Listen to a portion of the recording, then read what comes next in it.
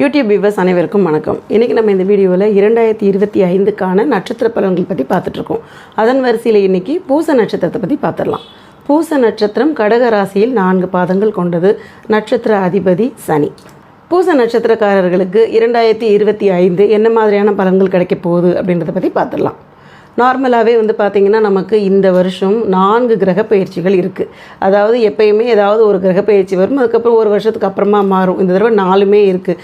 ராகு, கேது, சனி மற்றும் குரு. இந்த 4 பயிற்சிகள் பார்த்திங்கன்னா ஒரு பயிற்சி நடக்கும்போதும் ஒரு நல்ல விஷயங்களை கண்டிப்பான முறையில் கொடுத்தே தீரும். ஸோ நமக்கு நல்ல பாக்கியங்கள் கிடைக்கக்கூடிய வருஷமாக இது அமைய போகுது. ஃபஸ்ட்டு பெண்களுக்கான பலன்கள் பற்றி பார்த்துடலாம். பெண்களுக்கான பலன்கள் அதாவது நார்மலாகவே பொதுவாக இந்த நட்சத்திரத்தில் பிறக்கக்கூடிய நபர்கள் சனியுடைய அதிபதி அப்படிங்கிறதுனால சனி தசையில் தான் பிறக்கிறாங்க. சனி தசையில் பிறந்தனால கொஞ்சம் ஏழ்மையாக இருக்கிறதுக்கு உண்டான வாய்ப்புகளும் இருக்குது. அதாவது ரொம்ப ப்ரீவியஸில் பிறந்தப்போ இருந்ததுக்கும் இப்போ இருந்ததுக்கும் பார்த்திங்கன்னா இப்போ நம்ம கொஞ்சம் நல்லா முன்னேறி வந்திருக்கிறதையும் கண்கூட பார்க்க முடியும். ஸோ நிறைய விஷயங்கள் சாக்ரிஃபைஸ் பண்ணி ரொம்ப கஷ்டப்பட்டு மேலுக்கு வந்த நபர்கள் அப்படின்னு சொல்லுவாங்க இல்லையா, அந்த மாதிரி முன்னேறி வந்த நபர்களாக இருக்கக்கூடியவங்க தான் பூச நட்சத்திரக்காரங்க. அதுலேயும் பெண்கள் பார்த்திங்கன்னா அவ்வளவு அட்ஜஸ்ட் பண்ணிப்பாங்க. அவங்களோட கஷ்டங்களை வெளியே சொல்லாமலே அந்த குடும்பம் உடையக்கூடாது அப்படிங்கிறதுக்காக, அது பிறந்த வீடாக இருக்கட்டும், இல்லைன்னா கல்யாணம் பண்ணிட்டு வந்த மாமியார் வீடாக இருக்கட்டும், பல விஷயங்களை பார்த்திங்கன்னா பல்ல கடிச்சிக்கிட்டு வாழ்க்கையை நடத்துவாங்கன்னு சொல்லுவோம் இல்லையா, அந்த மாதிரி நடத்தக்கூடிய ஒரு நபர்களாக இருப்பாங்க. அவங்களுடைய கிரக காரகத்துவங்கள் எப்படி உட்காந்துருக்கு அவங்க பிறப்பு கட்டத்தில் அப்படின்றத பொறுத்து சில விஷயங்கள் மாறுறதுக்கு உண்டான வாய்ப்புகளும் இருக்குது.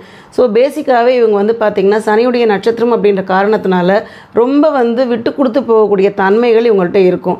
நல்ல குணம் அப்படின்றது அளவுக்கு அதிகமாகவே இருக்கும். இவங்க திருமணம் ஆனதுலேருந்தே பார்த்திங்கன்னா கொஞ்சம் நல்ல சூட்டிக்கையாக சின்ன குழந்தைங்க மாதிரி எல்லா விஷயத்தையும் இழுத்து போட்டு வேலை செய்யக்கூடியவங்க. வேலை பார்க்குற இடத்துலையும் பார்த்திங்கன்னா ரொம்ப துருத்துருன்னு வேலை செய்யக்கூடிய நபர்களாக இருப்பாங்க. சோம்பேறித்தனமாலாம் இருக்கவே மாட்டாங்க. இன்றைக்கி கொடுத்த ஒரு டாஸ்க்குன்னு வச்சுக்கோங்களேன், அதை கரெக்டாக கம்ப்ளீட் பண்ணக்கூடிய நபர்கள், நாளைக்கு எடுத்து வைக்கலான்னு போஸ்ட்பான் பண்ணக்கூடிய நபர்கள்லாம் கிடையவே கிடையாது. வேலைக்கு அஞ்சாதவங்க அப்படின்னு சொல்லலாம். அதே மாதிரி அவங்களுக்கு பார்த்திங்கன்னா ஒரு 30 வயசுக்கு மேலே இருக்கக்கூடிய நபர்கள் அப்படின்னு பார்க்கும்பொழுது ஒரு 33 கிராஸ் பண்ணி போகிறாங்க அப்படின்னும் பொழுது நல்ல அதிர்ஷ்டமான சூழ்நிலை அப்படின்றது கண்டிப்பாக ஸ்டார்ட் ஆகி இருக்கும். அது நமக்கு நடக்கக்கூடிய திசைகள்லேருந்து எடுக்கக்கூடிய பலன்கள் தான். ஸோ அதுக்கப்புறமா நகநட்டு வாங்குறது, வீடு வாசல் வாங்குறது, அதுக்கப்புறம் பார்த்திங்கன்னா வீடு மாறுறது, இந்த மாதிரி பல விஷயங்கள் அடுக்கடுக்காக நடக்கிறத பார்க்கக்கூடிய ஒரு சூழ்நிலை இருக்கும். இதுக்கு முன்னாடி என்னெல்லாம் நினச்சி நம்ம வருத்தப்பட்டோமோ அந்த வருத்தங்கள்லாம் மாறத்துக்கு உண்டான சூழ்நிலைகள் அதிகபட்சமாகவே போய்கிட்டே இருக்கும். அப்படி இன்னும் நல்ல மாற்றங்கள் வரலை அப்படின்னு சொல்லிக்கிட்டு இருக்க நபர்களாக இருந்தீங்கன்னா இந்த வருஷம் அந்த மாற்றங்களை நீங்கள் எதிர்பார்க்கலாம். அதாவது இந்த கிரக பயிற்சிகள் எல்லாத்தையும் சேர்த்து வச்சு பார்க்கும்பொழுது உங்களுக்கு பல நல்ல விஷயங்கள் காத்துக்கிட்டு இருக்கு அப்படின்றதுல எந்த மாற்றமுமே கிடையாது. ஸோ பெண்களுக்கு அங்கீகாரங்கள் கிடைக்கிறதுக்கு உண்டான வாய்ப்பு, குடும்பத்தில் நம்மளை மதிக்கவே இல்லை, நம்ம பேச்சு எடுப்படவே மாட்டேங்குது, நம்மளை ஒரு பொருட்டாகவே பார்க்க மாட்டேங்கிறாங்க அப்படின்னு நினச்சிக்கிட்டு இருந்த நபர்களுக்கெல்லாம் நமக்கு மதிப்பு, மரியாதை, ஒரு நல்ல அந்தஸ்து இது எல்லாமே கிடைக்கக்கூடிய காலகட்டமாக இருக்கும். நம்மளை பார்த்திங்கன்னா என்ன தான் அறிவாக ஒரு விஷயத்த சொன்னாலும் இவங்களோட பேச்சு எடுப்படலை அப்படின்ற சூழ்நிலைகள்லாம் மாறப்போகுது. இந்த மாதிரி நிறைய கிளைண்ட் பார்த்திங்கன்னா எங்களுடைய பேச்சுக்கு சாதாரணமாக கிடைக்கக்கூடிய மரியாதை கூட கிடைக்கவே மாட்டேங்குது, நமக்கு மூளையே இல்லை அப்படிங்கிற மாதிரி ஒதுக்கி வைக்கிறாங்க அப்படின்றாங்க. வேலை செய்கிற இடத்துலையும் இதே மாதிரியான விஷயங்கள் தான் போகுது அப்படிங்கிறாங்க. அவங்களுடைய திசா புக்திகளும் அதுக்கேற்ற மாதிரி அவங்க பிறப்பு கட்டத்தில் இருக்கக்கூடிய அந்த கிரகங்களுடைய அமர்வு காரணமாக தான் நமக்கு சில இடங்களில் நம்மளை மட்டம் தட்டி பேசுகிறது, இந்த மாதிரி விஷயங்கள்லாம் நடக்கும்.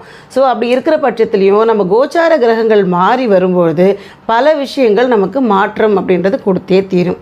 ஸோ குழந்தையின்மை அப்படின்னு இருக்கக்கூடிய நபர்களுக்கு கண்டிப்பாக இந்த வருஷம் கண்டிப்பாக குழந்தை பிறக்கிறதுக்கு வாய்ப்புகள் உண்டு.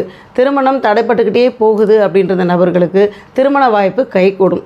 ரொம்ப முக்கியமாக பார்த்திங்கன்னா நண்பர்களால் அதிகபட்ச பிரச்சனைகள் பார்த்தவங்களுக்கு அதிலேருந்து வெளியே வர்றதுக்கோ, நம்ம பணத்தை ஏமாற்றிட்டு போனவங்க கிட்டேருந்து திரும்ப பணத்தை வாங்குறதுக்கு, இந்த மாதிரி சூழ்நிலைகள் எல்லாம் பார்த்திங்கன்னா இந்த வருஷம் கிடைக்க போகுது. ஸோ ஹாப்பியாக இருங்க, நல்ல விஷயங்கள் நிறையவே காத்திருக்கு. அடுத்து ஆண்களுக்கான பலன்கள்.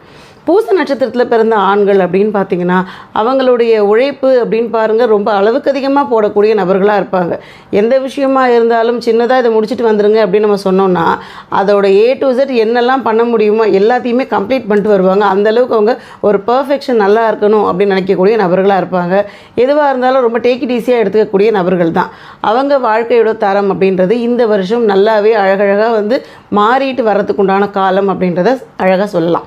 அதாவது நம்ம வாழ்க்கையில் கஷ்டம், கடன், இந்த 2 விஷயங்கள் மட்டும் தொடர்ந்து வந்துக்கிட்டே இருக்குது அப்படின்ற பட்சத்தில், அதுவும் கடகராசியில் சில விஷயங்கள் என்ன செஞ்சாலும் மாறவே இல்லை, சனியோட அமர்வு நம்ம பாதாளத்தில் தள்ளிடுச்சு, எந்த கிரகங்கள் வந்தாலுமே என்னை வந்து நல்ல இம்ப்ரூவ்மெண்ட்டுக்கு கொண்டு வரலை அப்படின்னு சலிச்சிக்கக்கூடிய நபர்களுக்கு இந்த வருஷம் கிரகத்துடைய மாறுதல்கள் அத்தனையுமே வந்து பார்த்திங்கன்னா பல நல்ல விஷயங்களை உங்களுக்கு கொடுத்தே தீரும். அதாவது ராகு கேது மாறின உடனே ஒரு நல்ல விஷயங்கள் கிடைக்குதுன்னு வச்சுக்கோங்களேன்.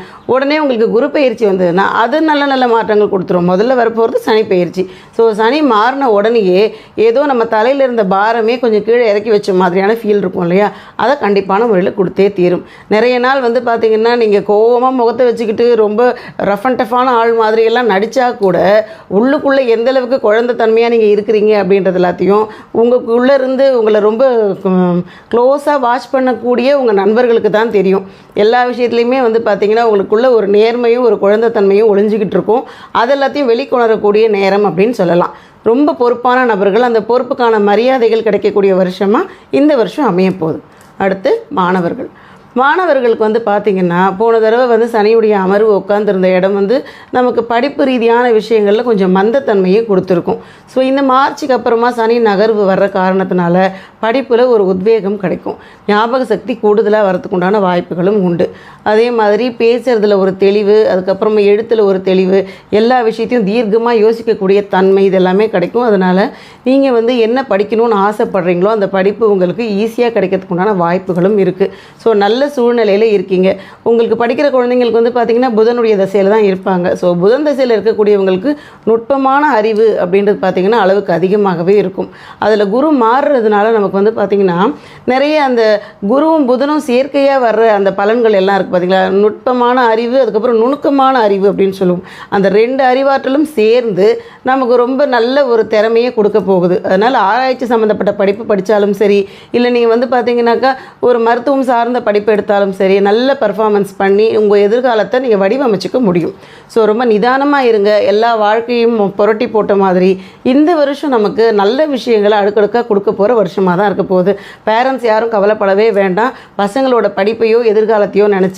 ஏன்னா இந்த வருஷம் வந்து என்னெல்லாம் நம்ம பிளான் பண்ணி வச்சுருந்தோமோ அந்த பிளான்லாம் கரெக்டாக சக்ஸஸாக நடக்கிறதுக்கு வாய்ப்புகள் இருக்குது. வெளிநாட்டுக்கு குழந்தைங்களை அனுப்பி வச்சு படிக்க வைக்கணும்னு நினச்சிங்கன்னா அதற்கான நல்ல வருஷம்னு சொல்லலாம். அதுக்காக நீங்கள் லோன் ட்ரை பண்ணுறீங்க, அதில் ஒரு தடை வந்தது அப்படின்லாம் சொன்னீங்கனாலும் அதெல்லாம் மாறத்துக்கான காலமும் இந்த வருஷம் நிச்சயமாக இருக்குது. பொதுவாக பூச நட்சத்திரக்காரர்களுக்கு வந்து பார்த்திங்கன்னா ஒரு 25 வயசு வரைக்கும் நமக்கு வந்து பாருங்கள் இந்த புதன் தசையிலேயே போகும். அதுக்கடுத்து நமக்கு கேதுவுடைய தசை வருது. கேது ஒரு 7 வருஷம் இல்லையா, ஒரு 32 33 வயசு வரைக்கும் நம்ம பாத வாரியாக. ஸோ அந்த கேதுவுடைய தசை முடிகிற வரைக்கும் நமக்கு வந்து கொஞ்சம் விரக்தியாக இருக்க மாதிரி இருக்கும். எந்த விஷயத்துலையுமே ஸ்டார்ட் பண்ணால் ஒரு பிடிப்பில்லாத மாதிரியான சூழ்நிலைகள்லாம் இருக்கும். ஏதாவது ஒரு வேலை கிடைச்சா கூட அதில் பெரிய ஈடுபாடோடு இருக்கிற மாதிரியான சூழ்நிலாம் இருக்காது. அதை நினச்சி வருத்தப்பட வேண்டிய அவசியம் கிடையாது. திருமணம் கூட தாமதமாகறதுக்கு உண்டான காலம் வந்து இந்த கேது சமயத்தில் நம்ம ட்ரை பண்ணால் கொஞ்சம் லேட் ஆகிறதுக்கு உண்டான அந்த நேரத்தையும் உண்டாக்கி கொடுத்துரும். அதுக்கப்புறமா ஒரு 32 33 வயசுக்கு அப்புறமா உங்களுக்கு சுக்கிரதசை ஆரம்பிச்சிடும். சுக்கிரதசை ஆரம்பிச்சதுன்னா 20 வருஷம், அதாவது சுமார் ஒரு 54 வயசு வரைக்கும்னு வச்சுக்கோங்களேன். 54 இல்லை 53 வயசு வரைக்கும் இருக்கும். அந்த வருஷம் வரைக்கும் உங்களுக்கு நிறைய விஷயங்கள் வாழ்க்கையில், அதாவது இது இல்லை அது இல்லைன்னு சொல்கிற மாதிரி இல்லாமல் பல விஷயங்களை நீங்கள் ஈஸியாக கொண்டு வந்து உங்கள் வாழ்க்கையோட தரத்தை உயர்த்திக்க முடியும். அதாவது வேலையாக இருக்கட்டும், வீடு வாசல் வாங்குறது, உங்கள் பிள்ளைங்களுக்கு சேர்த்து வைக்கிறது, பல விஷயங்கள் நகநட்டுலேருந்து எல்லாத்தையுமே இந்த சுக்கிரதசையில் தான் நீங்கள் சேர்க்க போகிறீங்க அப்படின்றதுல எந்த மாற்று கருத்தும் கிடையாது. ஸோ ரொம்ப காலமாக வந்து ஒரு நெகட்டிவாகவே போகுதுன்னா கூட சில தசைகள் வரும்பொழுது அந்த தசைநாதனும் நம்மளுடைய கட்டத்தில் உட்காந்துருக்கிற இடத்துல சனியோட பார்வையும் கிடைக்கிற பட்சத்தில் நமக்கு நல்லபடியான ஒரு சூழ்நிலை அப்படின்றது நிச்சயம் வந்தே தீரும். இப்போ கோச்சார பலன்கள் பற்றி பார்த்துடலாம். கோச்சாரத்தில் வந்து பார்த்திங்கன்னா நமக்கு அஷ்டமத்தில் சனியை உட்காந்துக்கிட்டு இருந்தார். அந்த சனி வந்து பார்த்திங்கன்னா இந்த மார்ச் 29 வந்து பார்த்திங்கன்னா பெயர்ச்சி அடைஞ்சு போகிறார். ஸோ அஷ்டம சனி நகர்ந்து போன உடனேயே பலவிதமான இறுக்கமான விஷயங்கள் எல்லாத்தையுமே மாற்றக்கூடிய தன்மை வந்துடும். ஸோ ஏதாவது மனசில் வந்து ஒரு ஸ்ட்ரெஸ்ஸாகவே போய்கிட்டு இருந்த விஷயங்கள் எல்லாம் மாறி நிம்மதி அப்படின்றது கிடச்சிரும். வேலை ரீதியான விஷயங்களில் ரொம்ப நல்ல மாதிரியான மாற்றங்கள் அப்படின்றது நிச்சயம் வந்தே தீரும். அடுத்து ராகுவுடைய பெயர்ச்சி. ராகு வந்து பார்த்திங்கன்னா நமக்கு 8ல் வந்து உட்காருவார். பாப கிரகங்கள் 8ல் வந்து உட்காரும் பொழுது நமக்கு லாபகரமான சூழ்நிலைகள் அப்படின்றது நிச்சயமாக கொடுக்கும். ஸோ லாபங்கள் அதிகமாக வரப்போகுது, அதை எடுத்து வச்சுக்கிறதுக்கு தயாராக ஆகுங்க. கேதுவுடைய நகர்வு அப்படின்னு பார்க்கும்பொழுது 2வது வீட்டுக்கு வருது. 2வது வீட்டுக்கு வருதுன்னா தன பிராப்தம்லாம் எப்படி இருக்கும்னு தெரியலையே அப்படின்னு சொல்லி நீங்கள் வருத்தப்பட வேண்டிய அவசியம் கிடையாது.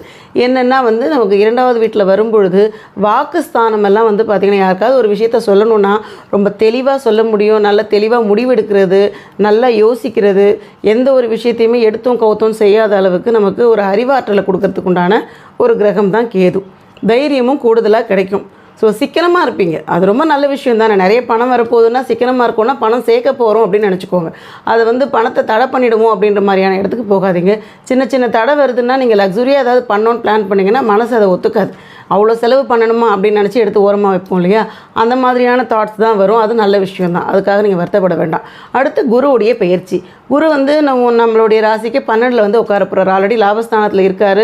ஓரளவுக்கு இல்லைன்னு சொன்னால் கூட சில விஷயங்கள் வந்துக்கிட்டு தான் இருக்குது நம்ம வாழ்க்கையில். கடன் இருந்தாலுமே நம்மளுடைய தேவைகள் கரெக்டாக நிறைவேறிக்கிட்டு தான் இருக்குது. இப்போ 12வது வீட்டுக்கு குரு வந்துட்டாருன்னா சில செலவுகள், அதாவது நம்ம பொருட்டு சேர்க்கையெல்லாம் பண்ணுறோம், இடம் வாங்குகிறோம், வீடு கட்டுறோன்னா செலவுகள் அப்படின்றது கண்டிப்பான முறையில் வந்து தான் தீரும். அதற்கான செலவுகள் அப்படின்னு வச்சுக்கோங்க. சுப செலவுகள் அதிகமாக வரத்துக்கு உண்டான வாய்ப்புகள் இருக்குது. குடும்பத்தில் வந்து திருமணம் நடக்கிறது, குழந்தை பிறக்கிறது, அப்படி இல்லைனாக்கா கிரகப்பிரவேசம் பண்ணுறது, இந்த மாதிரி ஏதாவது ஒரு விஷயங்கள் நம்ம தலைமையில் நடக்கும். அதன் காரணமாக கொஞ்சம் சுப செலவுகள் நடக்கிறதுக்கு உண்டான வாய்ப்புகள் இருக்குது. ஸோ இந்த வருஷம் முழுக்க நமக்கு நல்ல விஷயங்கள் தான் அடுக்கடுக்காக நடக்க போகுது. அதனால் நீங்கள் ரொம்ப ஹாப்பியாக இருக்க வேண்டிய சூழ்நிலைகள் தான் இருக்குது. அடுத்தது நட்சத்திர தோஷம். நட்சத்திர தோஷம் அப்படின்னு பார்த்தீங்கன்னா பூச நட்சத்திரத்துக்கு ராகு தோஷம் நடக்கும். ராகு தோஷம் தான் இருக்குது. அந்த ராகு தோஷம் வந்து பார்த்திங்கன்னா எப்படி நிவர்த்தி பண்ணலாம், இதனால் என்ன பாதிப்புகள் வரும் அப்படின்னு பார்த்தீங்கன்னா ஒரு இடத்துலையுமே நமக்கு அங்கீகாரம் தேடி கொடுக்காத ஒரு விஷயம் அப்படின்னு பார்த்தீங்கன்னா சொன்னீங்களே ஏற்கனவே, எது பண்ணாலும் நல்ல பேரே கிடைக்க மாட்டேங்குது, நமக்கு நெகட்டிவான ஒரு இதுதான் வட்டம் தான் வந்து கிளம்புது, நட்பு நடுவுலையும் பெரிய நல்ல பேர் கிடைக்கல, புகுந்த வீடாக இருந்தாலும் சரி, இல்லைன்னா நம்ம வீட்லேயே இருக்கட்டும் நம்ம மேலே மட்டும் பெருசாக யாருக்கும் அபிப்பிராயமே இருக்கிறது இல்லை அப்படின்ற ஒரு தாட் இருக்கும். அப்படி இல்லை வீட்டிலலாம் எல்லாமே நல்லா இருக்குது அப்படின்னு பார்த்தீங்கன்னா நம்மளுடைய திறமைகள், ஒரு 10 பேர் ஒரு விஷயத்த பண்ணுறாங்கன்னா நம்ம அவங்கள விட சிறப்பாக பண்ணால் கூட நம்மளுடைய திறமை அங்கே மறைக்கப்படும். ராகு அப்படின்னு சொல்கிறதே வந்து பார்த்திங்கன்னா ராகு வந்து ஒரு நிழல் கிரகம். அதனால் நம்ம திறமை எல்லாத்தையும் மறைச்சிருவார்.